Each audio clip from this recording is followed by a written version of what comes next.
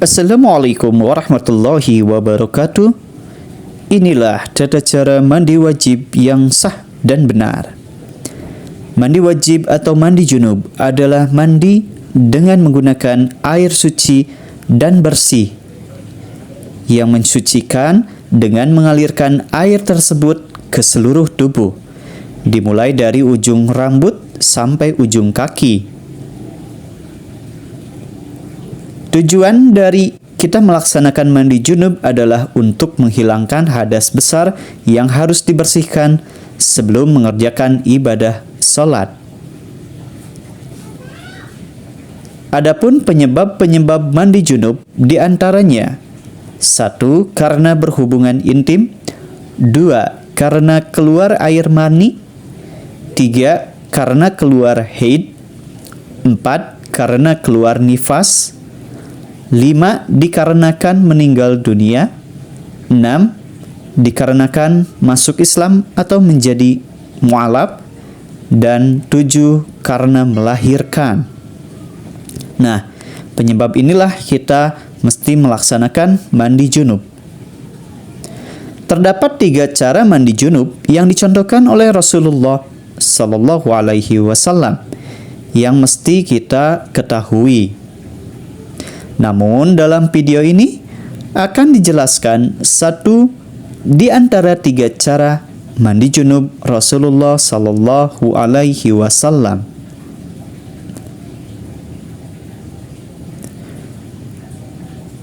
Yang pertama diawali dengan niat, cukup dalam hati saja.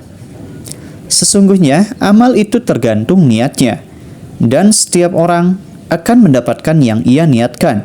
Barang siapa yang berhijrah kepada Allah dan Rasul-Nya, maka ia telah berhijrah kepada Allah dan Rasul-Nya. Dan barang siapa yang hijrahnya itu karena kesenangan dunia, atau karena seorang wanita yang akan dinikahinya, maka hijrahnya itu kepada apa yang ditujunya. Hadis riwayat Bukhari dan Muslim. Niat tidak ada doanya, cukup dalam hati saja, dan niat tidak perlu dilafalkan karena tidak ada doanya. Berikutnya adalah langkah yang kedua, mengucap basmalah, bismillahirrahmanirrahim. Kita mengucap doa-doa yang ada pada mandi junub dalam hati saja. Dikarenakan kondisi kita sedang berada di kamar mandi, video ini hanya simulasi saja. Mandi junub dikerjakan tanpa pakaian sehelai pun dengan syarat kamar mandinya tertutup rapat, atau bisa juga tertutup hanya kain tipis di bagian kemaluan saja. Hal itu sebagai cara kita merasa malu di hadapan Sang Pencipta.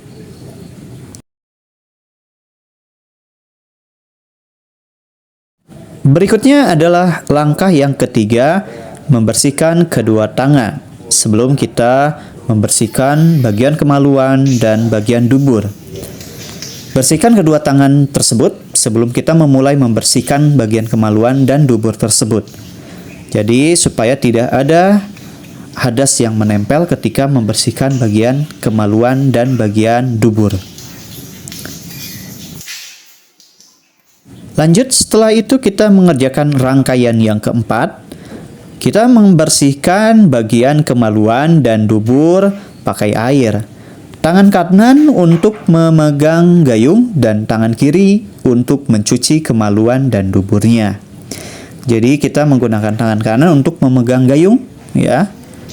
Tangan kirinya untuk membersihkan. Boleh menggunakan sabun supaya tambah bersih. Dan bagian kemaluan yang harus kita perhatikan di sini, kemaluan dan dubur harus bersih. Disunahkan untuk mengerjakan mandi junub sambil jongkok. Berikutnya adalah langkah yang kelima, bersihkan kedua tangan bekas tadi. Jadi setelah kita membersihkan bagian kemaluan dan bagian dubur, kita seyogianya membersihkan kedua tangan bekas tadi menggunakan sabun supaya bersih maksimal, ya. Tapi tanpa menggunakan sabun pun tidak apa-apa, silakan saja.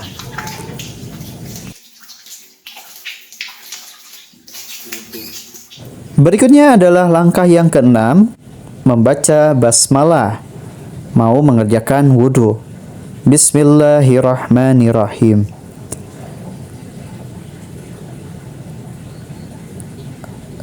Setelah kita langkah keenam, maka kita masuk ke langkah yang ketujuh, berupa mengerjakan rangkaian wudhu.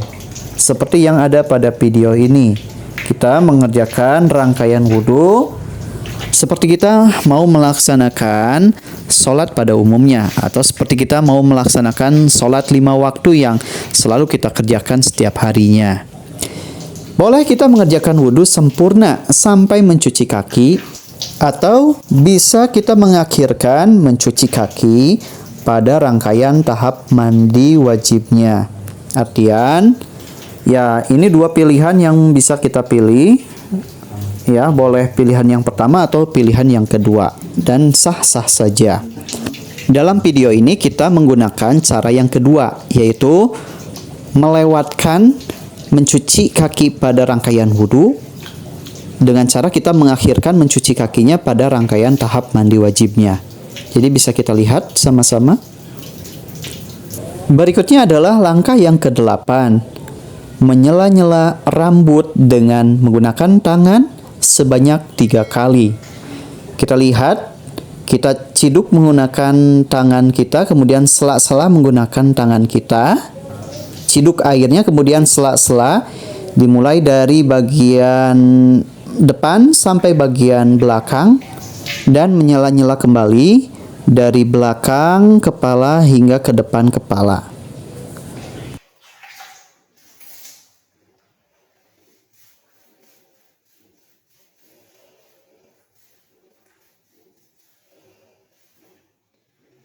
Setelah selesai kita mengerjakan rangkaian yang ke-8, kita masuk ke rangkaian yang ke-9, yaitu guyur seluruh kepala sebanyak 3 kali.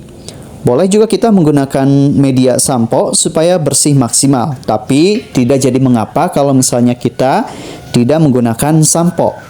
Silakan saja dan sah-sah saja.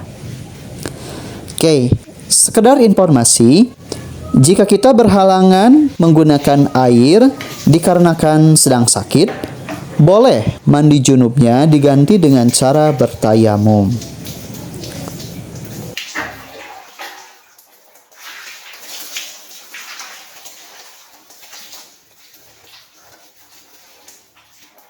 Berikutnya adalah rangkaian yang ke-10. Guyur badan bagian kanan pakai air, lalu bagian kiri masing-masing sebanyak 3 kali. Jadi kita mengguyur badan bagian kanan sebanyak 3 kali. Setelah itu mengguyur bagian kiri sebanyak 3 kali. Nah, diawali bagian kanan tubuh atas, lalu bagian bawah, kemudian bagian kiri atas, lalu bagian tubuh bawah. Ini secara berurutan ya, supaya bersih maksimal. Kemudian jangan lupa untuk membersihkan bagian lipatan-lipatan tubuh seperti lipatan tangan, lipatan ketiak, dan lipatan kaki. Ini jangan sampai kita lewatkan ya, kita bersihkan juga ini, supaya tidak ada hadas yang menempel pada lipatan tersebut.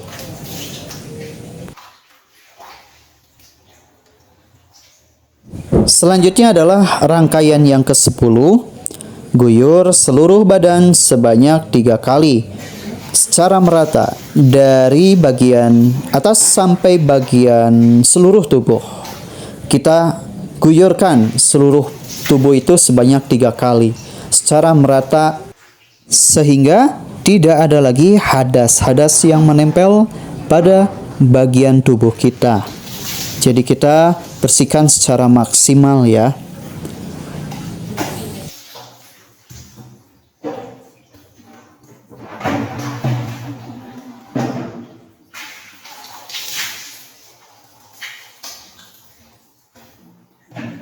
Setelah rangkaian ke-11 beres, maka kita masuk ke rangkaian yang ke-12, pindah tempat lalu membersihkan kedua kaki.